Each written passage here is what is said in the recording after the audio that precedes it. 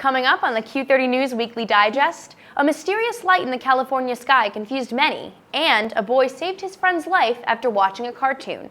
All this and more coming up.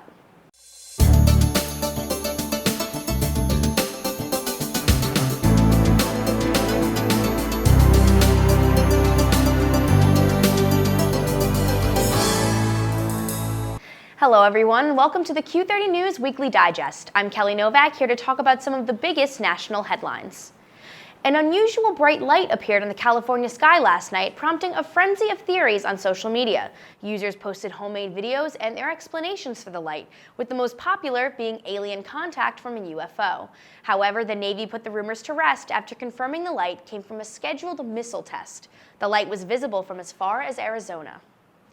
A routine late-night bed check at a children's hospital in Arizona turned heinous after a mother and son were found dead. The Mesa, Arizona police ruled the situation a murder-suicide.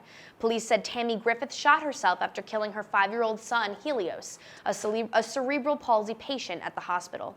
Police said there was no clear motive for the incident and did not say how exactly the boy died. An episode of SpongeBob SquarePants helped a 13-year-old boy save his classmate's life. 7th grader Brandon Williams heard classmate Jessica Pellegrino choking in the cafeteria. He performed the Heimlich maneuver and successfully dislodged a piece of apple from her throat. Williams, who has autism, said he learned the technique on an episode of the popular cartoon.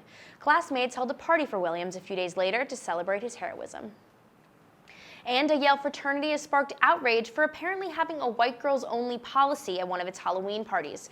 But is the story all it seems to be? Nicole Kessler is here to give us more on the incident. Thanks, Kelly. A Yale University fraternity allegedly refused Hispanic and Black students entrance to a party Halloween weekend. A sophomore at the university claimed that the Sigma Alpha Epsilon fraternity had a white girls only policy to enter the party. The student made the allegations on her Facebook page after she felt she was turned away for being Black. Her update led to widespread outrage. But the SAE's president and the members denied the charges of racism and claimed they did not turn away any students because of their race or ethnicity. According to the Huffington Post, a Columbia University student visiting the campus said she also experienced racism from the fraternity, called for a critical look at the way minorities are treated in the Greek system. All right, thank you, Nicole, for joining me today. So how are students at Yale and even around the country reacting to this incident? Yeah, so Nima, who's the girl that sparked the outrage, she posted the first post on Facebook. She and a group of her friends were denied access to the party they thought for being Black. So as you could see, I'd just like to take a moment to give a shout out. So this is her status update right here then? Yeah, this is her status update, and basically she's explaining that the only kids that were allowed to get in were like white girls only. Right. So if we scroll down here, we could just see many comments. Over 1,500 comments were posted. So let's see. So the chapter should be shut down. Yeah.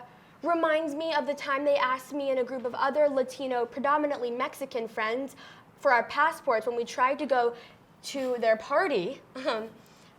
Then Nima said, please share. So she really wants the word to get out there that, this has been happening. It's not the first incident, and that it is wrong. Right, so how is the university planning to handle this incident then? Yeah, so the first African-American dean, Jonathan Holloway, he hosted a Q&A session on Thursday. Basically, 200 students came, and it was, an open forum where they got to express how they felt, and he got to come back with answers, and it was the first time that the university got to speak to the students personally. Right. So hopefully there is some sort of change? Yeah, something happens with this because I think they need to be disciplined for this. Absolutely. Yeah. So on that note, we'll jump to the weather. Maybe there'll be some sun this upcoming week. Here is your 7-day forecast.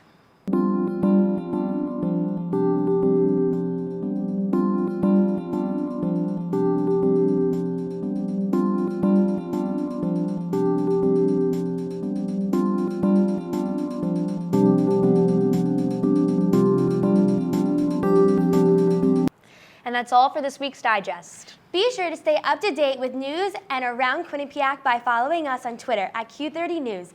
I'm Nicole Kessler. And I'm Kelly Novak. Have a great week, Bobcats.